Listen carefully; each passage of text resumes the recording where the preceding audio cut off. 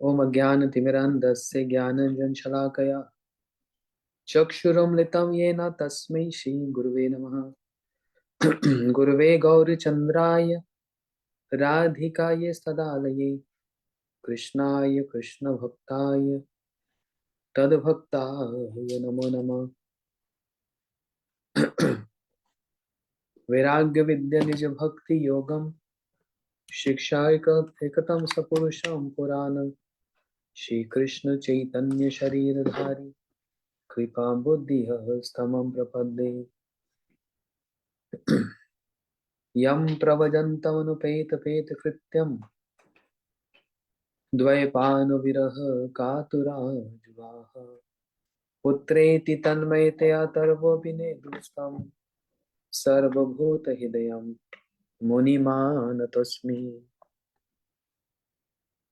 नित्यानन्दं नमस्तुभ्यं प्रेमानन्दप्रदायिने कलकल्मषनाशाय जानवपते नमः। भक्त्या विहीनाय अपराधलक्षै क्षिप्तस्य कामादितरङ्गमध्ये कृपामयि तं शरणं प्रपन्न वृन्दे नमस्ते चरणारविन्दम्। श्रीकृष्ण चैतन्य प्रभु नित्यानंद श्री अद्वैत गदाधर शिवासादि गौर भक्तवृंद। हरे कृष्ण कृष्ण कृष्ण हरे हरे, हरे राम राम राम बोलो एक बार। हरे कृष्ण कृष्ण कृष्ण हरे हरे, हरे राम राम राम हरे हरे। श्री श्री चैतन्य चेतामृत श्री कृष्णदास कविराज गोस्वामी जी के द्वारा रचित आदि लीला के अंतर्गत हम लोग श्री महाप्रभु जी के आने के मुख्य कारणों को श्रवण कर रहे थे। इस बात को समझाने के लिए कृष्णदास कविराज गोस्वामी जी पहले ये समझाना चाह रहे हैं कि कृष्ण कौन है, उनके आने का मुख्य कारण क्या है, उनके आने का गौण कारण क्या है, साथ ही साथ राधा जी की महिमा कि राधा जी कौन है। तब आएगी इस बात पर कि महाप्रभु जी के आने का मुख्य कारण क्या है। कह दिया पहले से ही कि नाम संकीर्तन प्रचार कार्य ये मुख्य नहीं है, गौण कारण है। मुख्य कारण क्या बतलाया? राधा कृष्ण प्रणय विकृति हलादने शक्ति रसमान। राधा जी श्री कृष्ण की हलादनी मतलब आनंद देने वाली शक्ति है। और वे राधा जी कैसी? बोलते सारे गुणों की खान, सारे गुण उनमें है। राधा जी के संबंध में बृहद गौतमी तंत्र से एक श्लोक बतलाया। देवी कृष्णमय प्रोक्ता राधिका पर देवता सर्व लक्ष्मी सर्व कांति समोहनी परा। ये हम कल सुनाए हैं। देवी मतलब देवी है द्योत्यमानम परम सुंदरी किंवा कृष्ण पूजा कीड़ा वसति नगरी। देवी का मतलब जो परम सुंदरी है ना? ये हम कल सब सुनाए हैं। अब आगे क्या कह रहे हैं राधा जी के संबंध में? अतएव सर्व पूज्य परम देवता सर्व पालिका सर्व जगतेर माता। राधा जी कैसी हैं? बोलते सभी की पूज्य हैं और परम देवता है, सभी का पालन करने वाली और समस्त जगत की माता है। चार चीजें बताई। राधा जी सबकी पूज्य हैं और परम देवता है। इसका मतलब क्या? श्री कृष्ण की प्रियतमा है। राधा जी कौन है? कृष्ण की प्रियतमा और कृष्ण के प्रति सबसे अधिक प्रेम रखने वाली। इसलिए राधा जी का एक नाम है प्रेमवती। प्रेमवती क्यों? प्रेमवती सबके उपेक्षा राधा जी का ही कृष्ण से सबसे अधिक जो प्रेम है, इसलिए राधा जी का नाम प्रेमवती है। प्रेमवती कहने से राधा जी सभी की पूजनीय है। क्यों? सबसे अधिक प्रेम यदि किसी का है तो वो राधा जी का कृष्ण के प्रति है, सबसे अधिक जो प्रेम है। इसलिए सर्व पूज्य, सबकी पूजनीय है। सबकी पूजनीय मतलब कौन? सर्व पूजने मतलब सबके पूजने का मतलब क्या? वैकुंठ की जितनी लक्ष्मियां वो राधा जी की पूजा करती है, स्वर्ग की समस्त देवियां राधा जी की पूजा करती हैं।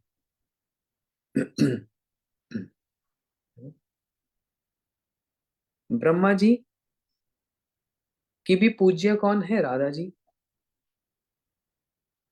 इसलिए ब्रह्मा जी पर्वत बन गए और बरसाना गांव को अपने मस्तक पर धारण कर लिए। बरसाना गांव जो है पर्वत पर है, वो पर्वत क्या है? ब्रह्मगिरी पर्वत, वो ब्रह्मा जी है। इसलिए ब्रह्मा जी की भी पूज्य है। शिव जी की, खुद शिव जी की भी पूज्य है। शिव जी तो पूरी स्तुति कर रहे हैं, राधा कृपा कटाक्ष कदा करीष्यसि मां कृपा कटाक्ष भाजन। मैं आपकी कृपा कटाक्ष का एक भाजन बन जाऊं। प्रार्थना कर रहे हैं कौन? शिव। इसलिए शिव जी की भी पूज्य है। तो ब्रह्मा जी की भी पूज्य है, शिव जी की भी पूज्य है, और सबको कृष्ण भक्ति प्रदान करने वाले नारद जी, वो नारद जी की भी पूज्य हैं। वे नारद जी भी गोवर्धन में नारद कुंड पर बैठकर तपस्या कर रहे हैं, इसलिए राधा जी की चरण धूल बन जाए, तो इसलिए नारद जी की भी पूज्य है। और किसकी पूज्य है? बोलते हैं उद्धव जी की पूज्य है। उद्धव जी ने राधा जी की महिमा देख ली और ब्रज की भूमि की रज को प्रणाम किया। आशा मोहो चरण रेणु जुषाम्यम श्याम, उस चरण रेणु को प्रणाम कर रहे हैं उद्धव जी, और तपस्या कर रहे हैं उद्धव कुंड पर बैठकर, एक घास बनकर तपस्या कर रहे हैं। मैं घास बन जाऊं, राधा जी की चरण धूल मिल जाए। इसलिए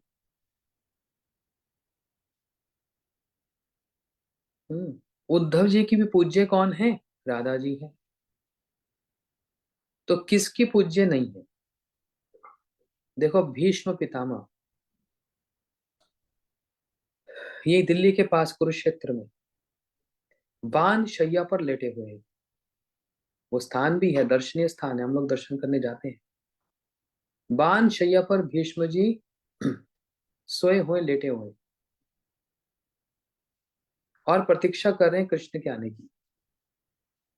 कृष्ण ने पांडवों को बहुत समझाया, भैया तुम्हारे कारण युद्ध नहीं हुआ, तुम चिंता मत करो, लेकिन युधिष्ठिर महाराज तो मान ही नहीं रहे।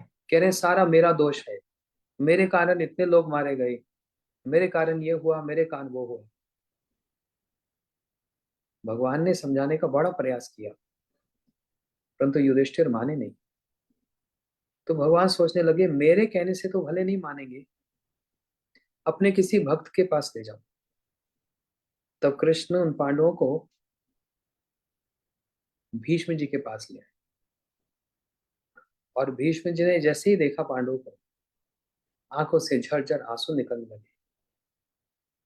तब भीष्म जी ने भगवान की स्तुति की, बड़ी सुंदर स्तुति है, जिसमें भीष्म जी कह रहे हैं ललित गलित विलास वल्गुहास प्रणय निरीक्ष कल्प तुरमान। आहा प्रभु, आपका क्या मुस्कान है, आपके चलने का क्या ढंग है, आहा क्या सुंदर, ललित गलित विलास वल्गुहास। और प्रकृति मग्ना किल गोप वधवा। जब आप रास लीला से अंतर ध्यान हुए, तो कैसे गोप वधवा मतलब गोपियों ने आपके चलने का, आपके हंसने का, आपकी लीलाओं का अनुकरण किया, मतलब नकल की। आपके भिरे में सारी गोपियां दिन रात आपके लिए रोती हैं। कैसे आप चलते हो, कैसे हंसते हो, ललित कलित विलास बल गुहास, आपकी समस्त लीलाओं को अनुकरण करती हैं, मतलब नकल कॉपी करती हैं। इसलिए भीष्म जी की भी पूज्य कौन हो गई? राधा जी हो गई। राधा जी की महिमा का गान किया जा रहा है। सुखदेव गोस्वामी जी की पूज्य कौन है? श्री शुक उवाचा। सुखदेव गोस्वामी जी की पूज्य कौन है? राधा जी। तो ऐसे कौन नहीं है जिसकी पूज्य राधा जी नहीं है, इसलिए एक नाम दे दिया गया। कितने नाम लिखेंगे ना? सुखदेव, भीष्म, हाँ, उद्धव, नारद, और तो और छोड़ो। कृष्ण की भी पूज्य कौन है? राधिका सर्व राधिका। कृष्ण की भी पूज्य राधा जी है। कृष्ण भी वंदना करते हैं। राधा कुंड के जल में, कभी आप लोग राधा कुंड, जो लोग नहीं गए कभी देखना, यहां तक पानी में खड़े होकर कृष्ण राधा कुंड के जल में राधे राधे नाम का पुरुषचरण करते हैं, राधा नाम उच्चारण करते हैं। वो कृष्ण राधा जी का नाम की रट करते हैं। वो कृष्ण राधा जी का सब समय स्मरण करते हैं। वो कृष्ण अपने मोर मुकुट को, अपनी वंशी को भी राधा जी के श्री चरणों में समर्पित कर देते हैं। तो बताओ फिर, कृष्ण बड़े हुए कि राधा जी बड़ी? किसके चरणों में सब समर्पित किया जाता है? गुरु जी के चरणों में, भगवान अपने इष्ट के चरणों में। कृष्ण के इष्ट कौन है? बोलते हैं कृष्ण की इष्ट है राधा जी। इसलिए किस किस का नाम लिखें यहाँ पर, किस किस को छोड़ें? इसलिए एक सीधी बात कह दी, अतएव सर्व पूज्य और परम देवता। राधा जी सभी की पूजा, सभी की पूज्य है, सब उनकी पूजा करते हैं, और परम देवता है। और साथ ही साथ क्या है? परम देवता, कोई साधारण नहीं, परम देवता। और सभी का पालन करने वाली और सब जगत की माता है। सारे जगत को पालन करने वाली है, सब सारे जगत की माता कौन है? राधा जी। अच्छा, गुरुदेव इस संबंध में क्या कह रहे हैं? कृष्ण की प्रियतमा और कृष्ण के प्रति सर्वोपेक्षा अधिक रूप में प्रेमवती कहने से राधा जी सभी की पूजनीय है। एक तो राधा जी कृष्ण की प्रियतमा है, सबसे बड़ी बात तो ये। फिर और सबको छोड़कर, औरों की तो बात ही छोड़ो, राधा जी का कृष्ण के प्रति जितना प्रेम है, इतना किसी का नहीं है, इसलिए उनका नाम प्रेमवती है, और सबकी पूजनीय है, ये बतला रहे हैं। क्योंकि जीव का कर्तव्य है कृष्ण सेवा। जीव का कर्तव्य मतलब उसकी एक ही मात्र ड्यूटी है। जीव का कर्तव्य कृष्ण नहीं है, जीव का कर्तव्य है कृष्ण सेवा। ये दोनों अलग चीज है। कृष्ण प्राप्त करना जीव का लक्ष्य नहीं, कृष्ण सेवा प्राप्त करना ये जीव का लक्ष्य है। बहुत अंतर है। कृष्ण सेवा प्राप्त, कृष्ण प्राप्त करना नहीं, कृष्ण सेवा प्राप्त करना जीव का लक्ष्य है ना। इसलिए कहा जीव का कर्तव्य कृष्ण सेवा है। उसे प्राप्त करने के लिए कृष्ण की सेवा की सर्वश्रेष्ठ अधिकारिणी श्री राधा की कृपा अति आवश्यक है। समझ आई बात? जीव का कर्तव्य कृष्ण प्रेम है, कृष्ण की सेवा है। सबे पुंसा परो धर्मो यथा भक्ति अधोक्षजे। सारे प्राणियों का एक ही धर्म है, सबे पुंसा परो धर्म, परम धर्म, यथा भक्ति अधोक्षजे। भगवान के चरणों में भक्ति ही जीव का परम लक्ष्य है।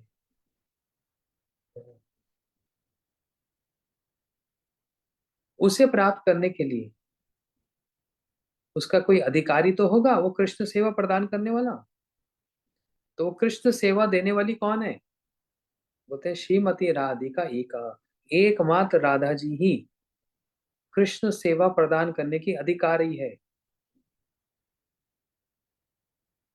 कौन सी सेवा यहाँ पर? प्रेम वाली सेवा। एकमात्र राधा जी दे सकती हैं, और कोई नहीं।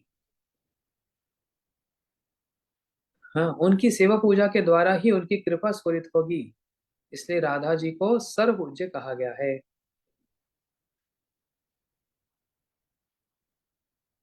सबकी पूज्य कौन है? राधा जी। फिर परम देवता का मतलब क्या? होते हैं श्रेष्ठ देवता। कोई साधारण देवी देवता नहीं, श्रेष्ठ देवता। देवियों की भी देव और देवताओं का भी देव कौन है? राधा जी। जो कीड़ा का विस्तार करे उसे देवता कहते हैं। देवता का मतलब क्या? जो लीला करे, जो कृपा करे। तो सभी देवता में सबसे बड़ी कौन? वो थे राधा जी। श्री कृष्ण की कीड़ा विस्तार की सर्वश्रेष्ठ सहायक कारणी होने के कारण राधा जी को परम देवता कहा। फिर से सुनो, कृष्ण की कीड़ा विस्तार। क्रीड़ा मतलब होता है खेल। खेल का मतलब यहां पर बताया लीलाएं।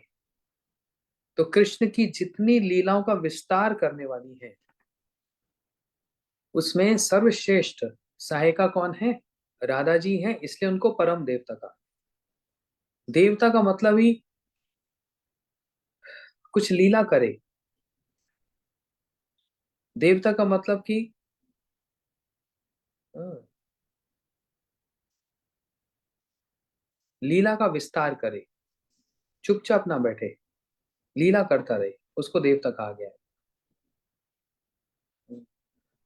वो लीला का विस्तार राधा जी के कारण होता है। कृष्ण अकेले लीला नहीं कर सकते। राधा जी यदि ना हो, कृष्ण लीला नहीं कर पाएंगे। राधा जी के लिए ही सारी लीला होती है ना। ये समझना पड़ता है, ये प्रेम का लक्षण है। जिसके प्रति प्रेम होता है ना, सारी क्रिया उसी के इर्द गिर्द घूमती है, सब उसके आसपास घूमती है। ये प्रेम का लक्षण है। कृष्ण का राधा जी से प्रति कम प्रेम नहीं है। कृष्ण का प्रेम एकमात्र राधा जी में भी है। राधा जी का प्रेम एकमात्र कृष्ण में है। लेकिन राधा जी की एक बात, जिसको देखकर श्याम सुंदर भी मोहित हो जाते हैं, वो क्या? राधा जी की समस्त क्रिया कृष्ण को सुख देने के लिए। उसमें अपना कुछ नहीं है। जो प्यारे को प्रिय लगे, जो उनको पसंद आए, उसी में मेरी प्रसन्नता है। जिससे वो संतुष्ट हो, जिससे वो प्रसन्न हो। यदि मेरे को श्रृंगार करके श्याम सुंदर को सुख लगता है तो मैं श्रृंगार करूंगी। यदि उनको श्रृंगार नहीं करना तो फिर मैं श्रृंगार नहीं करूंगी।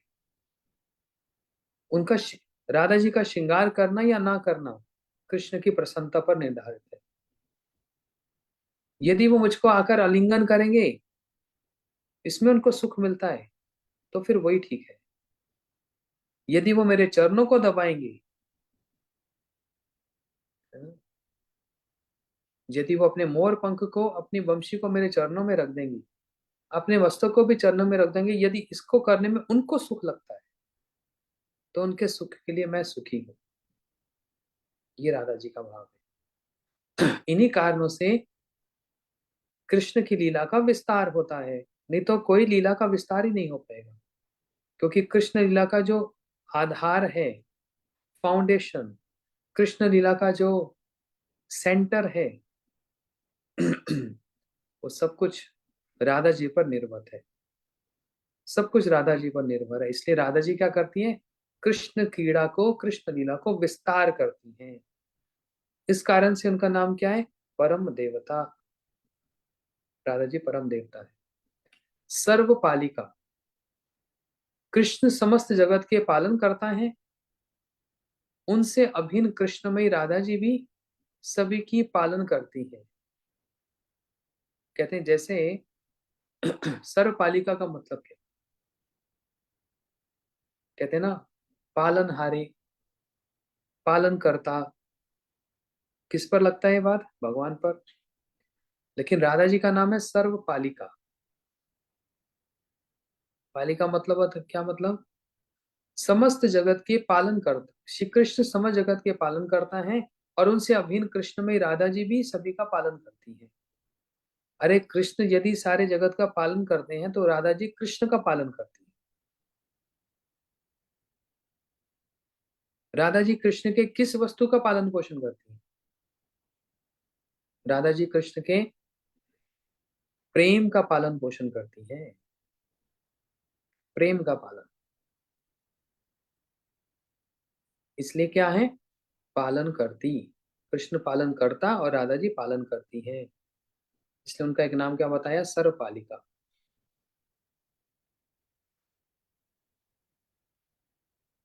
फिर बताया सर्व जगतेर माता। राधा जी क्या है? सारी जगत की माता।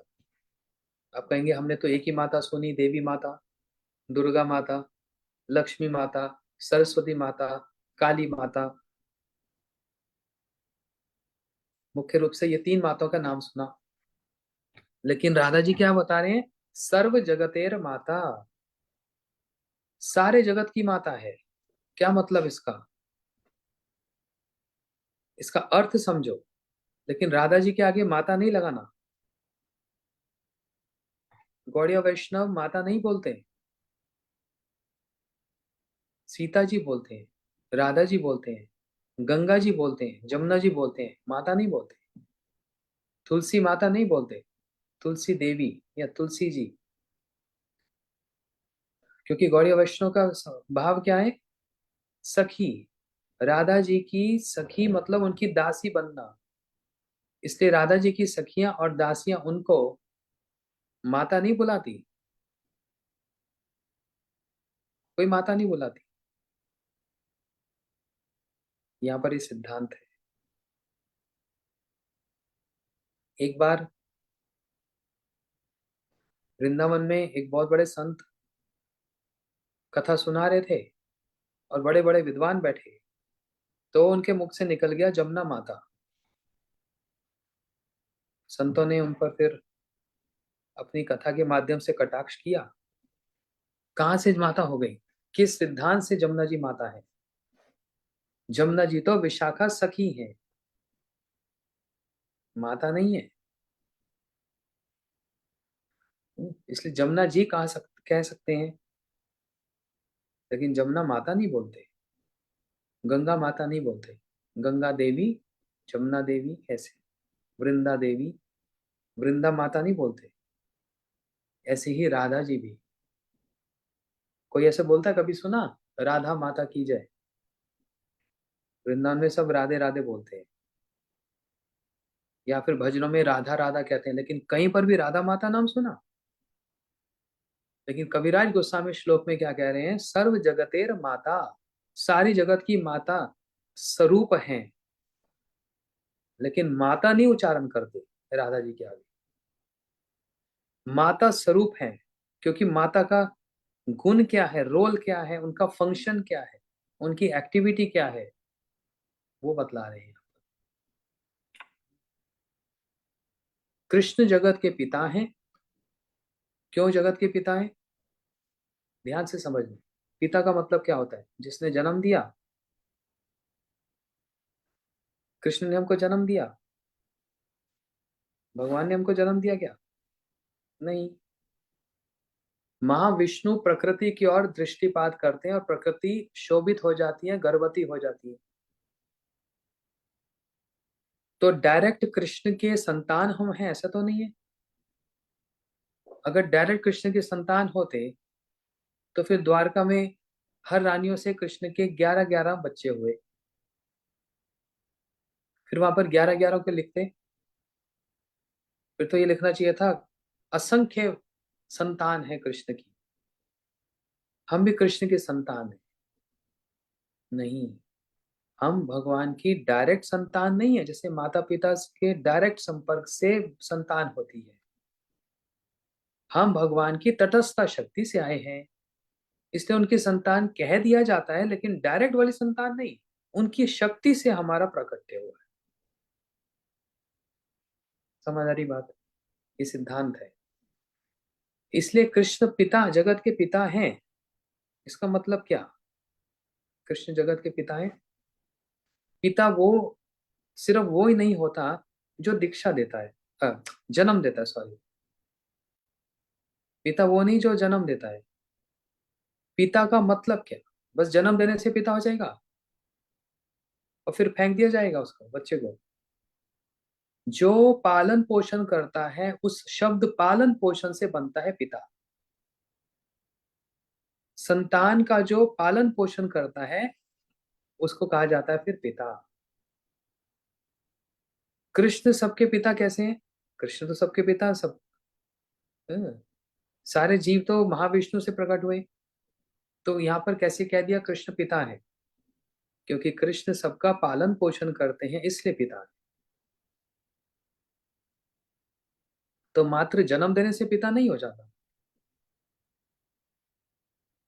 जो वास्तविक शब्द है पिता, उसका यदि वास्तविक अर्थ निकाला जाए तो उसमें होता है जिसने जन्म दिया और जिसने फिर पालन पोषण किया, पालन करता है, इसलिए नाम होता है पिता। ये वास्तविक अर्थ है। तो कृष्ण जगत के पिता है, मतलब क्या? जगत को जन्म दिया इसलिए पिता है? नहीं नहीं नहीं, वो तो महाविष्णु से सृष्टि हुई है, वो है पिता। फिर ब्रह्मा जी परम पिता है। तो कृष्ण फिर किस लॉजिक से पिता हुए? बोलते हैं जो सारे विश्व का, सारे ब्रह्मांडों का जो पालन पोषण करते हैं। किस वस्तु से पालन पोषण करते हैं? राग मार्ग भक्ति लोके कौरिते प्रचारन। जिस कारण से, जिस हेतु से कृष्ण यहाँ पर आए हैं, सारे जीवों को राग मार्ग भक्ति देना और उनसे उनका पालन करना, इसलिए जगत के पिता है। अब बात समझ आई? इसलिए वो जगत के पिता हैं, सबको रागानुगा भक्ति देने के लिए भगवान यहाँ पर आए और फिर उनकी भक्ति को पालन करना है, भक्ति को पोषण करना है, इसलिए कृष्ण क्या है? पिता है।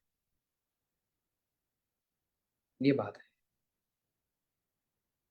और राधा जी क्या है?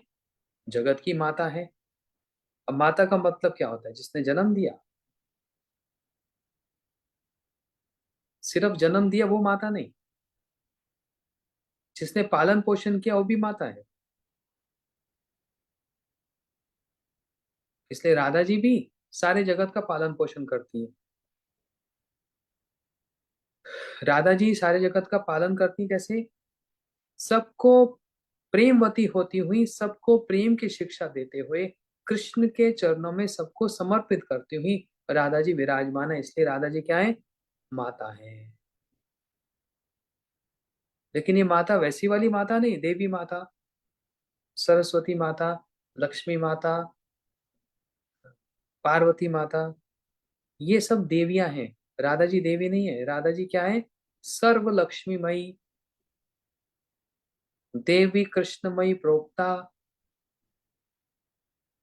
ये कोई साधारण देवी नहीं। और ये कोई साधारण माता नहीं, ये सर्व जगतेर माता। सारी माताओं को भी पालन पोषण करने वाली कौन है? राधा जी है। इसलिए एक नाम दे दिया गया उनको, सर्व जगतेर माता, सारे जगत की माता है। लेकिन राधा माता जी की जय मत बोल देना। राधा जी की जय होती है, राधे राधे होती है। राधा माता की जय तो कभी नहीं सुना और ना कभी बोलना। ये सिद्धांत के विरुद्ध हो जाएगा। यहाँ पर हमारा संपर्क गौड़ीय वैष्णव किस रूप से राधा जी को लेते हैं? राधा मेरी स्वामिनी, मैं राधे को दास, जन्म जन्म मुझे मोह दीजियो, वृंदावन को वास। बोलते हैं ना, राधा मेरी स्वामिनी, मैं राधे को दास, जन्म जन्म मोह दीजियो, वृंदावन को वास। राधा जी इस तरह से पालन करती हैं, ब्रज में वास प्रदान करती हैं, उस भक्ति को, उस प्रेम को जो पोषण करती हैं, पालन करती हैं, वो जो प्रेम जो राधा जी में ही एकमात्र में है। सारी सखियों को, सारी सखियों की भी पूज्य राधा जी, और सारी सखियों को भी राधा जी प्रेम से पालन करती हैं, इसलिए माता है। लेकिन क्या ललिता, विशाखा, रूप मंजरी, रति मंजरी, सभी मंजरी, क्योंकि राधा जी इनका पालन करती हैं, प्रेम का पालन करती हैं, तो ये इनको माता बोलते हैं? वहां पर सखी कहा जाता है। कोई साधन भजन करके साधन सिद्ध हो गया, मंजरी प्राप्त कर लिया, मंजरी भाव प्राप्त कर लिया, राधा जी की चरण सेवा प्राप्त कर ली, उनका श्रृंगार करना आरंभ हो गया, उनको वस्त्र पहनाना आरंभ हो गया, उनको स्नान इत्यादि कराना हो गया, श्रृंगार करना हो गया, ये सखियां जितना भी सेवा करती हैं, तो कोई राधा जी को माता बुलाता है? चलो चलो राधा माता की सेवा करें, ऐसा कोई नहीं बोलता। यहाँ पर सखी भाव है, राधा जी को सखी माना जाता है, स्वामिनी माना जाता है, और हम उनकी दासियां हैं। तो एक संप्रदाय उनको सखी मानता है, और हम लोग क्या बोलते हैं? राधा जी की चरण दासी। लेकिन कभी भी राधा जी को माता नहीं बुलाते, क्योंकि उस माता का अर्थ कुछ और है, और यहाँ पर जो कविराज गोस्वामी कह रहे हैं, वो माता का अर्थ कुछ और है। इसलिए सर्व जगतेर माता, श्री कृष्ण जगत के पिता हैं, और राधा जी जगत की पालन करता माता है। क्यों? सबका पालन पोषण करती है, इसलिए पिता की अपेक्षा माता 100 गुण अधिक वंदनीय, पूजनीय और श्रेष्ठ है। जो पिता होंगे ना, बिगड़ जाएंगे इस बात को सुनकर सब। बोलते हैं माता और पिता में दोनों का प्रेम किसका सबसे ज्यादा होता है? माता का होता है। पिता की गोद में बच्चा कुछ गड़बड़ कर देता है ना, पिता उठाकर तुरंत माँ को दे देता है, जा जा संभाल जरा इसको। माता उसको साफ सुथरा करके ले आती है ना, हाँ हाँ कितना प्यारा बच्चा है, आजा बेटा मेरी गोद में। पूरा एकदम तैयार फर्निश मिल जाता है। लेकिन उसको साफ करना, उसको पालन पोषण करना, उसको दूध इत्यादि पिलाना, ये कौन करता है? माता करती है। कृष्ण भले ही जगत के पिता हैं, लेकिन माता का स्थान अधिक है। राधा जी का स्थान कृष्ण से 100 गुना अधिक है, बताया यहाँ पर। कैसे बताया? कृष्णो जगतम तातो जगन माता च राधिका, पितु सद्गुण माता वंद्या पूज्य गरियसी। राधा जी कृष्ण से अधिक पूजनीय है, अधिक वंदनीय है, और अधिक श्रेष्ठ है, 100 गुना अधिक है। ये राधा जी की महिमा है। तो अब समझ आया, सर्व जगतेर माता, देवी कृष्ण में प्रोक्ता, राधिका पर देवता, सर्वलक्ष्मी सर्वकांति समोनि। इस श्लोक को विस्तार कर रहे हैं कविराज गोस्वामी, बोलते हैं सारी जगत की माता है। और आगे क्या कह रहे हैं? सर्व लक्ष्मीमयी, राधा जी का एक नाम है सर्व लक्ष्मी। यदि कोई राधा जी को, यदि किसी एक माता का नाम लक्ष्मी है, तो वो लक्ष्मी शब्द राधा जी को भी लगता है। लेकिन एक विशेषता है, राधा जी को साधारण लक्ष्मी नहीं कहकर सर्व लक्ष्मीमयी कहा जाता है। इसका मतलब क्या? जितनी भी लक्ष्मियां वैकुंठ में, उन सबकी जो आधार हैं, या फिर वो सारी लक्ष्मियां किससे विस्तार हुई? राधा जी से हुई। इसलिए राधा जी क्या है? सर्व लक्ष्मीमयी। कहने का मतलब लक्ष्मियां उनकी अंश रूपा हैं। इस शब्द की व्याख्या मैं पहले कर चुका हूं। श्री राधा जी ही सब लक्ष्मियों का अधिष्ठान है, अर्थात मूल है। राधा जी सारी लक्ष्मियों का मूल है, आधार है।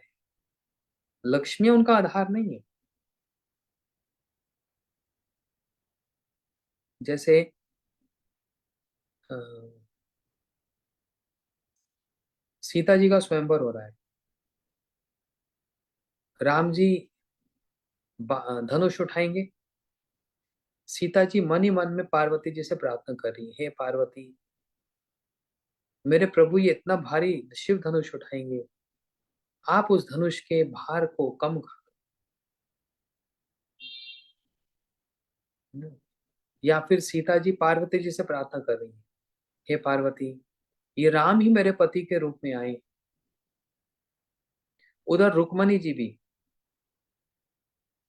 द्वारका में रुक्मणी जी का भी जब विवाह हुआ, रुक्मणी जी गिरजा देवी के मंदिर में गई, मतलब पार्वती जी के मंदिर में गई, और पार्वती जी से ये प्रार्थना करी, हे पार्वती, यदि मैंने श्याम सुंदर को ही प्रेम किया है तो वो ही मेरे पति बने। पार्वती से प्रार्थना करी, तो इसका मतलब पार्वती जी बड़ी हो गई ना, सीता जी से भी बड़ी हो गई, रुक्मणी से भी बड़ी हो गई। नहीं, पार्वती जी तो एक देवी है बस। रुक्मणी साक्षात भगवान की अर्धांगिनी, साक्षात लक्ष्मी स्वरूपा। सीता जी राम जी की ही अपनी शक्ति है। कोई यहाँ से कोई एक किसी एक गोपी को पकड़कर या किसी को पकड़कर विवाह कर लिया और राम जी ने, ऐसी बात नहीं। सीता जी भगवान की अपनी ही शक्ति है। रुक्मणी जी श्री कृष्ण की अपनी ही शक्ति है। श्री भू लीला, रुक्मणी जी श्री शक्ति है भगवान की। और पार्वती जी सब क्या है? ये बस देवियां हैं। लक्ष्मी बड़ी हैं, भगवान की शक्ति बड़ी है, देवी बड़ी नहीं है, है ना? लेकिन यहाँ पर देखा गया, सीता जी पार्वती जी से प्रार्थना कर रही हैं, रुक्मणी जी पार्वती से प्रार्थना कर रही है। ये सब क्या हो रहा है? ये इसलिए, किस लिए बताया सब? ये इसलिए क्योंकि मनुष्य उचित लीला है, नर लीला है। और नर लीला का सिद्धांत ये होता है कि अपने भगवत्ता का अतिक्रमण ना किया जाए। थोड़ा कठिन हो गया? अच्छा, साधारण भाषा में, कि राम और कृष्ण ये भगवान हैं, लेकिन भगवान होकर लीला नहीं करेंगे। कैसे करेंगे? साधारण मनुष्य होकर लीला, भगवान होकर नहीं करेंगे। जो भगवान को भगवान नहीं मानता, गीता में श्री कृष्ण को क्या कह रहे हैं? अवजंती मां मूढ़ा मनुष्य तनुम आश्रिता। कह रहे हैं क्या? महामूढ़ा मतलब मूर्ख हैं। अवजंती मां मूढ़ा मनुष्य तनुम आश्रिता। स्वयं भगवान कह रहे हैं, जो मुझको एक साधारण मनुष्य मानता है वो मां मूढ़ है, मूर्ख है। लेकिन भगवान जो लीला कर रहे हैं वो क्या है? मनुष्य जैसी लीला कर रहे हैं, है ना? इसका साधारण अर्थ क्या हुआ? अरे मनुष्य नहीं है, मनुष्य जैसे हैं। मनुष्य होना और मनुष्य जैसे होना बहुत अंतर है। जैसे रावण ने पूछा, बोले मुझ में और राम में क्या अंतर है? मैं तो राम को राम भगवान मानता ही नहीं, ये तो एक साधारण मनुष्य है। तो जब पूछा गया कि मुझ में और राम में क्या अंतर है, तो उत्तर दिया गया, आप मनुष्यों पर अधिकार जमाना चाह रहे हो और राम जी मनुष्यता पर अधिकार जमाना चाह रहे हैं। समझ आई बात? रावण मनुष्यों पर अधिकार जमाना चाहता है, सारे देवताओं को पकड़ लिया, ऋषियों को पकड़ लिया, सब मेरे अधीन हो जाओ। राम जी ने ऐसा किया? राम जी मनुष्य नहीं, मनुष्यता पर, मतलब सबके हृदय को जीत रहे हैं। रावण कह रहा है मुझ में और राम में अंतर क्या? चलो, मैं भी बड़ा बलशाली मान लिया, तुम्हारा राम भी बड़ा बलशाली, दोनों में बहुत बल है। तो अंतर बताओ। बोलते अंतर बताएं। अंतर कोई है नहीं, क्योंकि अंतर यहाँ पर, डिफरेंस जो है यहाँ पर नापना तोलना भी हो नहीं सकता। रावण ने कहा हाँ मैं जानता हूं। बताओ बताओ, एक बात तो बताओ। तो उत्तर में क्या बताया? बोलते हैं एक राम जी का एक दूत। ध्यान से सुनना। राम जी का बस एक सेवक, सारे सेवक नहीं, एक सेवक राम जी का, उसका बल देख लो। इतनी दूर समुद्र को पार करके लंका आ सकता है। किसकी बात कह रहे हैं? हनुमान जी की। हनुमान जी कोई भगवान है? हनुमान जी का परिचय क्या है? राम जी के क्या है? सेवक हैं। राम जी के दूत हैं।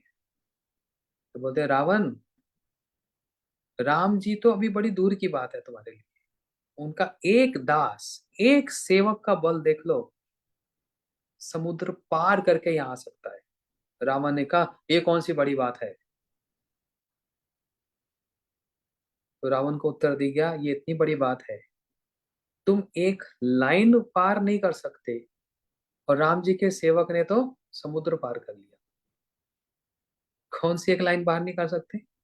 तुम एक लक्ष्मण रेखा नहीं पार कर पाए। कैसी बेइज्जती कर रहे हैं रावण की। तुम एक लक्ष्मण रेखा नहीं पार कर पाए, ये तुम हो रावण। और राम जी की तो बात छोड़ दो, उनका एक सेवक बस, वो इतना भारी समुद्र पार करके आ गया। अब तुम पूछते हो अंतर क्या है? तो अंतर तो, डिफरेंस तो तब देखा जाता है जब दोनों चीजें बराबर की हो। यहाँ तो दूर दूर तक बराबरी नहीं है। यहाँ तो बराबरी है ही नहीं। राम प्रेम का आदर करते हैं। सीता जी से इतना प्रेम करते हैं, उस प्रेम का रिस्पेक्ट आदर है। और रावण, तुम कैसा? तुमने उस प्रेम को आदर नहीं किया, तुम तो उस प्रेम को चुरा कर ले आया। प्रेम चुराने की वस्तु नहीं है।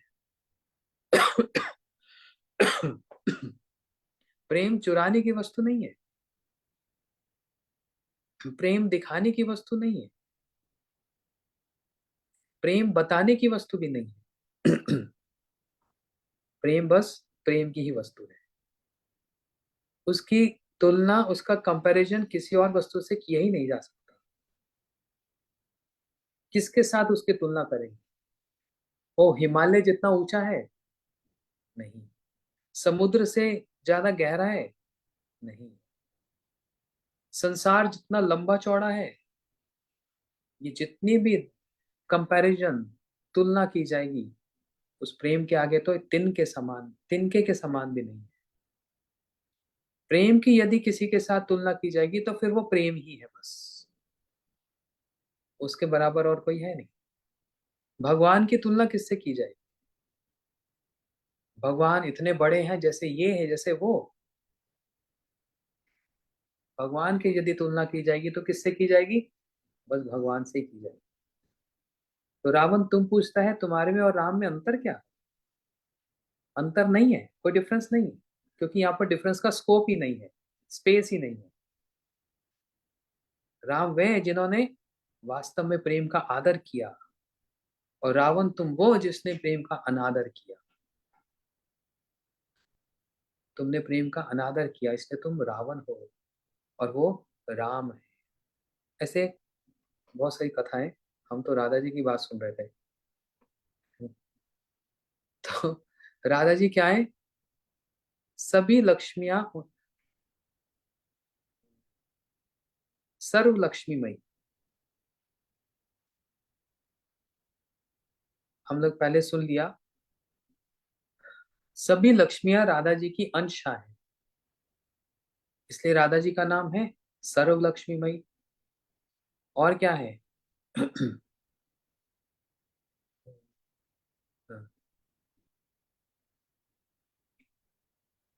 सर्व लक्ष्मीमयी, सर्व कांति समोनि पर। आगे बढ़ते हैं। सर्व सौंदर्य कांति वैसे जहाँ थे, सर लक्ष्मी गणेश शोभा है जहाँ है थे।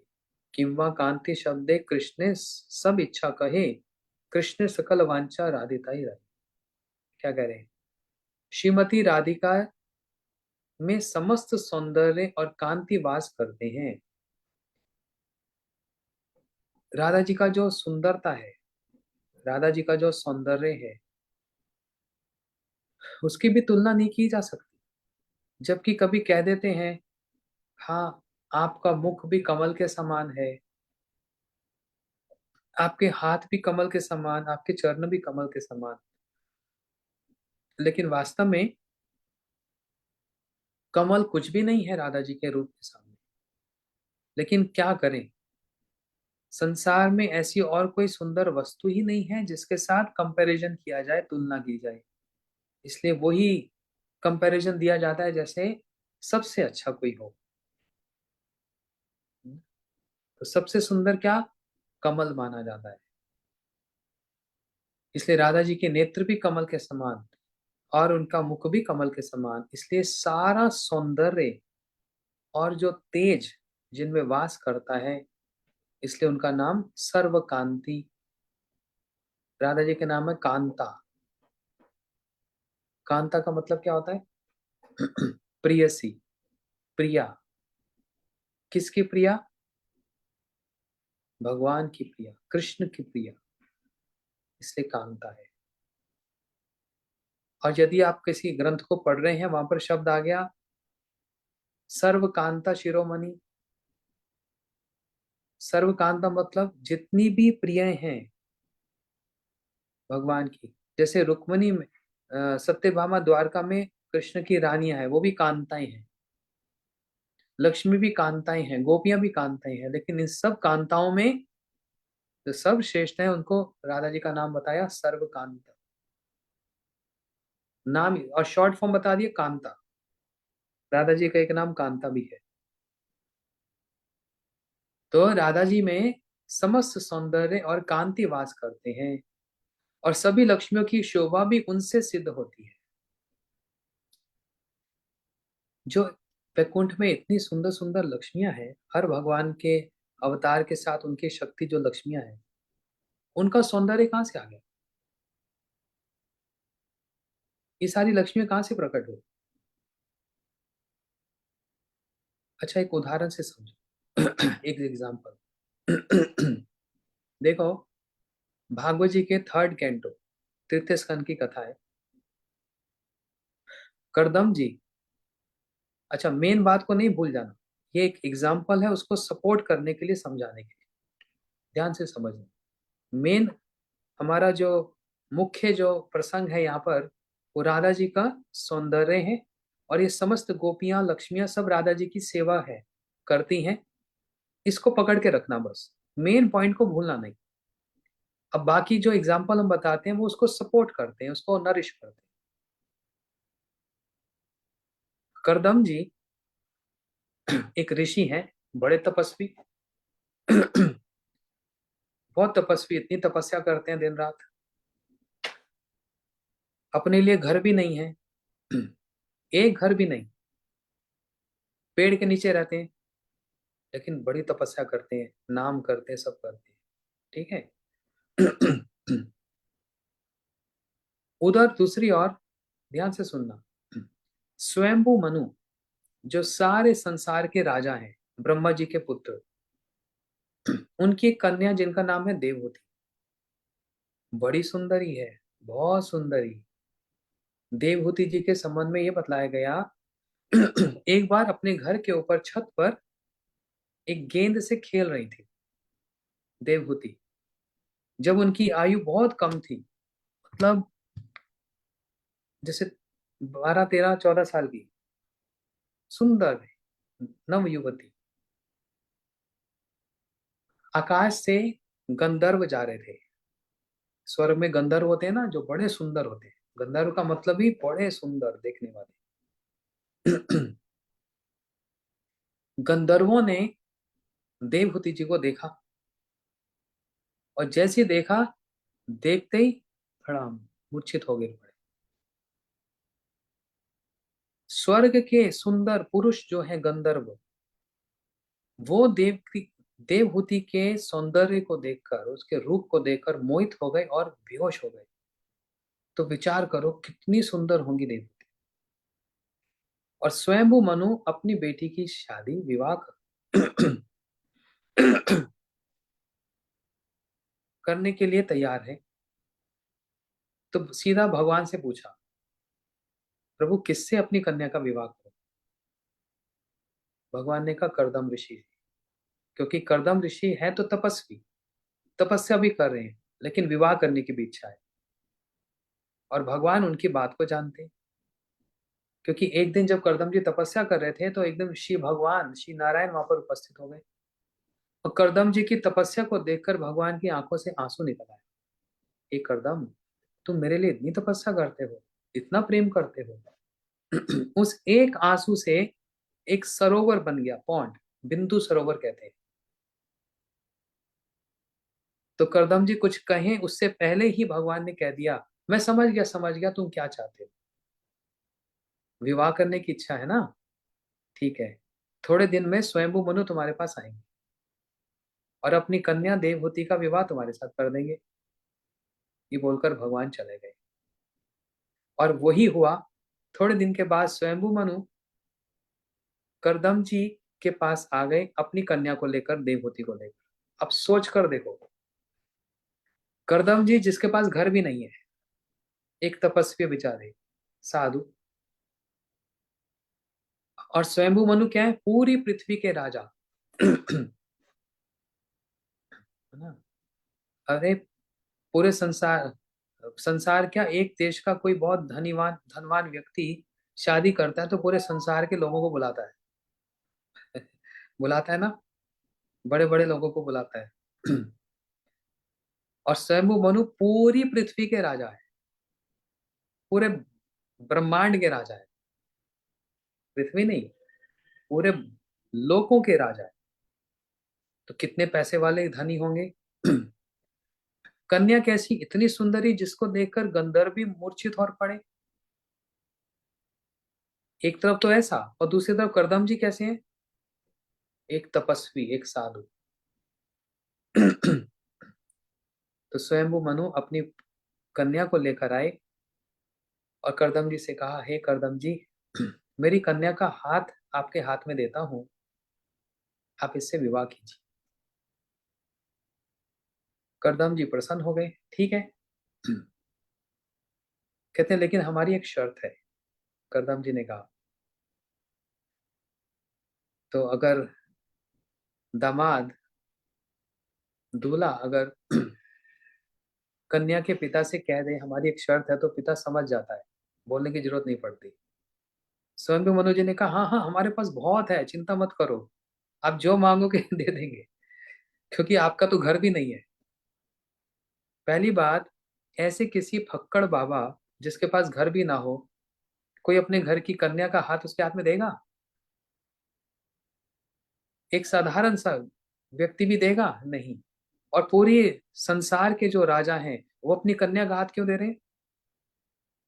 क्योंकि करदम जी के पास भले ही धन नहीं है, बड़ा महल जैसा घर नहीं है, और मर्सिडीज गाड़ी नहीं है, करदम जी के पास क्या है, तपस्या का बल, तपस्या का धन। समझ रहे हैं? हम लोग इसको नहीं समझेंगे, क्योंकि ये हमारे संसार की लैंग्वेज नहीं है। लेकिन उस समय की लैंग्वेज, उस समय की भाषा, वहां पर तपस्या के धन को सबसे बड़ा धन माना जाता है। और स्वयंभू मनु भले ही पूरे संसार के राजा हैं, लेकिन गरीब हैं, क्योंकि उतनी तपस्या नहीं है जितनी करदम जी की है। समझ आ रही बात? करदम जी ने कहा, तो ठीक है मैं विवाह कर लेता हूँ, लेकिन हमारी एक शर्त है। स्वयं मनु जी ने कहा, हम, आप जो कहेंगे हम आपको देंगे, चिंता नहीं। करदम जी ने क्या शर्त, ये है, जिस दिन जिस दिन भी हमारा पुत्र होगा, मैं सन्यास लेकर वन में चला जाऊंगा। ये हमारी क्या है, शर्त है, हमारी कंडीशन। पिता अपनी कन्या का विवाह करेगा ऐसे व्यक्ति से जिसने विवाह से पहले कह दिया कि संतान होने से ही मैं वन में चला जाऊंगा। स्वयं मनु जी ने कहा, बहुत उत्तम, अति उत्तम, हमको आपके जैसा वर ही चाहिए। अपनी कन्या का विवाह किया। अच्छा, विवाह हो गया, उसके बाद क्या करते हैं, घूमने फिरने जाते हैं। रेस्टोरेंट में गए, पार्टी में गए, घूमने फिरने गए। करदम जी का विवाह हुआ। करदम जी तो जैसे हम मंत्र जप करते हैं, थोड़ा सा बोले ध्यान लगा लें, तपस्या कर लें। करदम जी जैसी तपस्या में बैठ गए, इनके तो लग गई समाधि। ऐसी समाधि लग गई, 100 200 500 साल नहीं, हजारों साल की समाधि लग गई। पति समाधि में बैठ जाए, पत्नी कहेगी बेकार में मैं इससे शादी की, चलो वापिस किसी और से करेंगे। देवहूति जी गई नहीं, वहीं करदम जी की सेवा करने लग गई। आसपास सफाई करना, ये सब करना, श्रृंगार करना छोड़ दिया, सब कुछ छोड़ दिया। एक दिन करदम जी की आंख खुली, सामने देखा देवहूति जी को, एकदम सूख गई, पतली सी। जो देवहूति इतनी सुंदर थी, जिसको देखकर गंधर्व गिर पड़ते थे, आज वो देवहूति कैसी हो गई, एकदम पतली सुकड़ी सी। इतने सुंदर सुंदर उसके केश थे, वो केश अब जटाएं बन गई है। करदम जी ने कहा, देवहूति, अरे मैं तो भूल ही गया, हमारा तो विवाह हुआ था, और विवाह होने के बाद भी तुम मेरी इतनी सेवा की, इतना संयम है। अच्छा देवहूति, अब मैं तुम्हारे साथ आदान प्रदान करूंगा, मतलब तुमको प्रसन्न करूंगा। तुमने मेरे लिए इतना तपस्या की, मैं तो तपस्या में बैठ गया, तुम्हारी तपस्या श्रेष्ठ है कि तुम मुझको छोड़कर नहीं गई, तपस्या में बैठ गई। चलो देवहूति, इस सरोवर में स्नान करो। अब ये मुख्य बात है जिसके लिए इतना सब मैंने बैकग्राउंड बेस बनाया।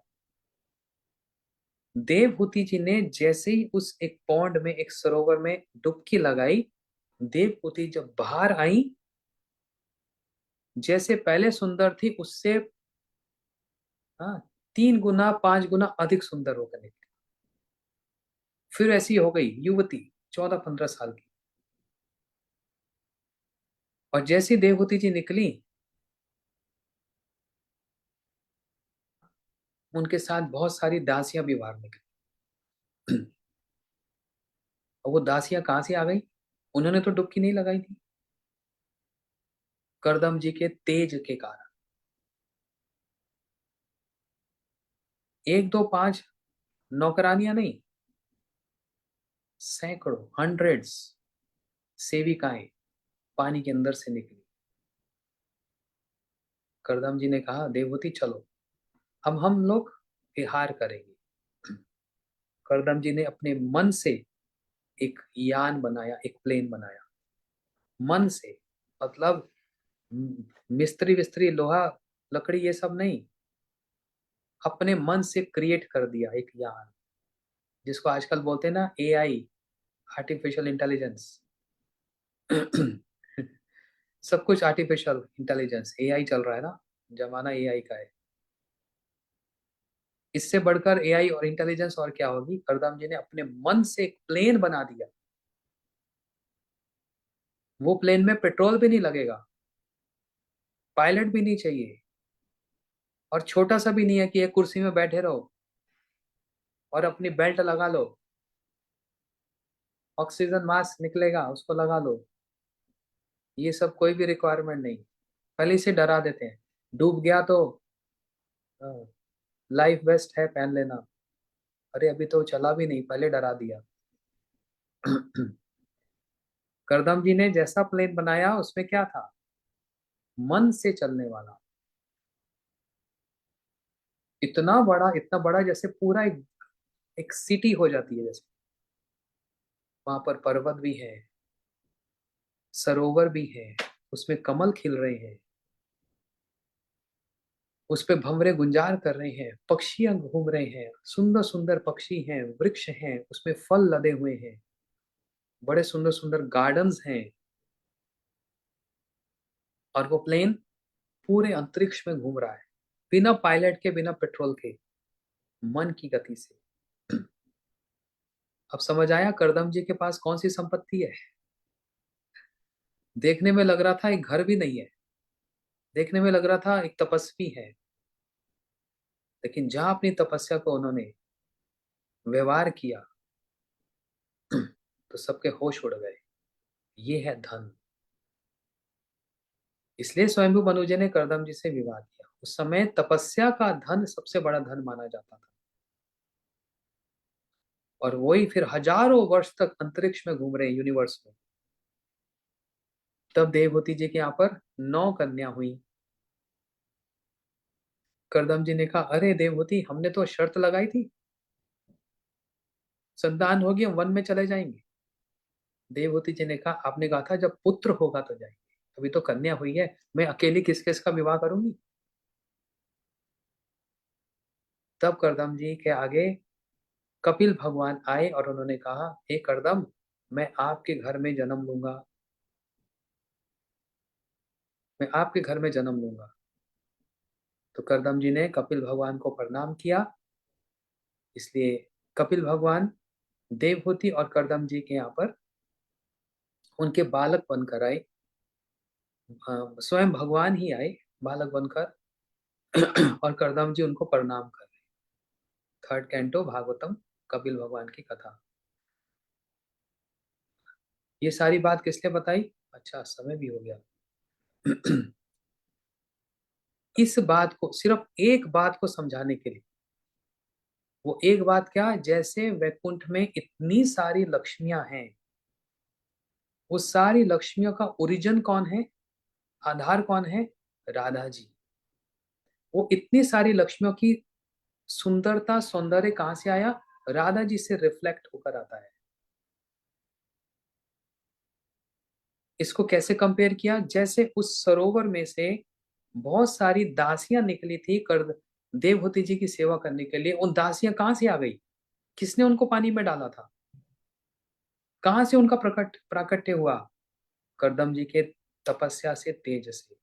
जब ऐसा ये कर सकते हैं, तो फिर राधा जी की महिमा क्या है? ये बात को समझाने के लिए तो जब समझाना होता है तो एक कंपैरिजन किया जाता है ना। ये कंपैरेटिव स्टडीज है। इसलिए जितनी वैकुंठ में लक्ष्मियां, उन सबका सौंदर्य राधा जी से होता है। इसलिए राधा जी का नाम क्या है? सर्व लक्ष्मीमयी, सर्व कांति समोनि परा। श्री राधा जी के सभी लक्ष्मियां राधा जी से ही सिद्ध होती है। चलो, आज तो समय हो गया, बाकी कथा कल सुनेंगे। कल हमारी कथा कल हमारी कथा का विराम होगा, मतलब लास्ट कथा। उसके बाद फिर हम अप्रैल में स्टार्ट करेंगे। इसलिए मैं अ, अपने भक्तों से रिक्वेस्ट करूंगा, कोई भी आप में से नोट कर लेना हम लोग कहाँ पर एंडिंग कर रहे हैं। नहीं तो राधिका, आप नोट कर लेना, आप मेरे को रिमाइंडर देना, क्योंकि अप्रैल तक तो मैं भूल भी जाऊंगा कि मैं क्या बोला था और कहाँ पर एंडिंग किया था, कहने का मतलब। तो राधिका, आप हमको बताना, हम जब अप्रैल में स्टार्ट करेंगे तो इसी पॉइंट से आगे स्टार्ट करेंगे। कल हमारी कथा का लास्ट कथा होगी, क्योंकि मंडे को फिर हम इंडिया आएंगे और इंडिया में आते ही, भारत में आते ही तो चारों ओर भागवत कथा और ये सब, समय नहीं होगा। तो आप लोग कल की कथा जरूर सुनना, और उसके बाद फिर हम लोग अप्रैल में फिर ऐसे ही स्टार्ट करेंगे, और पूरा चैतन्य चेतामृत को हम अच्छे से, जितना हो सकेगा हम लोग इसको श्रवण करेंगे। ठीक है? अच्छा, इतने दिन से कथा सुनाई, मुझको कुछ मिलेगा? हम्म। अभी कल मैंने देखा एक बच्चा, वो किसी से, बच्चे हैं वो किसी से सीखते हैं, 1 घंटा इंग्लिश ये कोई भाषा सीखते हैं और जूम पर मीटिंग होती है उनकी, जूम पर सिखाते हैं, जो उनकी टीचर जूम पर आ जाती है और उनको 1 घंटा कथा सुनाती है, कथा कह रहा हूँ, सिखाती है 1 घंटा। तो इंडिया के हिसाब से 500-600 रुपये लेती है, और डॉलर और यूरो के हिसाब से हो गया $6-7, $6-7, बड़ा चीप है, सस्ता है। 500 रुपये में 1 घंटा सिखाती है। मैं 1 घंटा रोज चेतना चेता में सिखाता हूँ। कितने दिन हो गए, हिसाब लगा लो कितने हो गए, ठीक है। और अभी और भी होगा अप्रैल में। हम्म, तो मैं आपसे रुपया नहीं मांग रहा, आपसे डॉलर नहीं और यूरो नहीं मांग रहा, आपसे ये बस रिक्वेस्ट कर रहा हूँ, जो भी कथा सुन रहे हो इसको भूलना नहीं। जो जो श्लोक मैं बोलता हूँ उसको याद करना। ये तो आपके लिए हुआ, तो मुझको क्या मिला?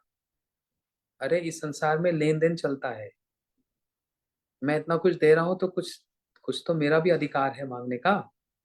आप कुछ भी देंगे उससे मेरी संतुष्टि नहीं होगी। आप कहेंगे गुलाब जामुन ले लो, उससे मेरी संतुष्टि होगी? खाया और हजम हो गया, फिनिश। नहीं। तो आप सब लोग मेरे को देंगे, सिर हिलाओगे तो मैं समझ जाऊंगा। अच्छा देंगे, ठीक है। सभी लोग, आप जितनी भी माला करते हो, कोई 10 करता है, कोई 16 करता है, कोई 32 करता है, कोई 64 करता है, कोई 100 भी करता है, कोई 200 भी करता है। आप लोग जितनी भी माला करते हो, एक माला एक्स्ट्रा मेरे लिए करोगे सब लोग। अगर आप 16 माला करते हो तो अब कल से, कल नहीं, मंडे से एक माला एक्स्ट्रा मेरे लिए भगवान से प्रार्थना करते हो, ठीक है। ये रुपया और डॉलर और यूरो से भी बहुत बड़ी चीज है। और अगर आप ऐसा करेंगे तो फिर मैं और भी उत्साह के साथ, इंस्पिरेशन के साथ मैं फिर और चैतन्य चेतामृत की कथा सुनाऊंगा। और जितनी माला ज्यादा करोगे ना, मेरी क्वालिटी भी अच्छी होती चली जाएगी। चलो, गौर प्रेमानंदे, हरि हरि बोल। श्री राधा रानी की जय। उसके बाद फिर हम भागवत की कथा ऑनलाइन होगी इंडिया में। 9 तारीख को शिवरात्रि होगी अंबाला में। हम लोग शिवरात्रि का उत्सव मनाएंगे। कोई दिल्ली के भक्त और पंजाब हरियाणा के भक्त कोई भी आना चाहे शिवरात्रि के उसमें उत्सव में आप आ सकते हैं। फिर 10 से लेकर 16 तक भागवत होगी, वो फिर आप अपने घर में ही सुनना सब लोग, ठीक है। फेसबुक पर ऑनलाइन कथा सुनना, ठीक है। हरे कृष्णा।